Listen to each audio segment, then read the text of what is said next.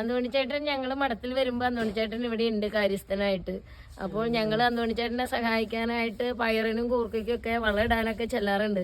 അങ്ങനെ വളം ഇട്ട് കളിക്കേണ്ട നേരത്ത് ഞങ്ങൾ എന്തോ വികൃതി കാണിച്ചപ്പോൾ അന്തോണിച്ചേട്ടൻ വടിയും കൊണ്ടുവന്ന് കിട്ടും എൻ്റെ കയ്യിൽ നിന്ന് എന്ന് പറഞ്ഞിട്ട് ഞങ്ങൾക്കൊരു അപ്പച്ചനെ പോലെ ആയിരുന്നു എപ്പോഴും അന്തോണിച്ചേട്ടൻ ഞങ്ങളുടെ കൂടെ. പ്രിയപ്പെട്ടവരെ, ഈശോമിശിഹായെ സ്തുതിയായിരിക്കട്ടെ. ഇന്ന് പറപ്പൂര് മഠത്തിലെ അന്തോണിച്ചേട്ടനെ പരിചയപ്പെടുത്താണ്. ഞങ്ങളൊരു അപ്പച്ചനായിരുന്നു. ശരിക്കും ഇവിടുത്തെ ഒരു കാര്യസ്ഥനായിട്ട് ചെറുപ്പം മുതലേ സിസ്റ്റർമാരുടെ കൂടെയായിരുന്നു അന്തോണിച്ചേട്ടൻ. ഇന്നൊരു 82 വയസ്സായി. 57 വർഷത്തോളം ഞങ്ങളോടൊപ്പം നിന്നിട്ട് ഇവിടെ ഫോർമേഷൻ കാലഘട്ടത്തിലൊക്കെ എല്ലാ കുഞ്ഞു സിസ്റ്റർമാരോടും ചോദിച്ചാൽ അറിയാം ഞങ്ങളുടെ അപ്പച്ചനായിരുന്നു എന്ന്. അപ്പൊ ഒരു ഔസി പിതാവിനെ പോലെ ഇവിടെ നിന്ന് ഈ അപ്പച്ചനെ കൊടുക്കാൻ ഒരു ബിഗ് സല്യൂട്ട്. 57 എല്ലാം നമ്മുടെ ഈ മഠത്തിന് വേണ്ടി ഇവിടെ സേവനാനുഷ്ഠിച്ചിട്ടുണ്ട്. സന്തോഷമായിരുന്നു അവിടെ? സന്തോഷമായിട്ടിരിക്കുന്നു. അപ്പൊ ചെറുപ്പത്തിലെ വന്നതാണോ? ചെറുപ്പത്തില്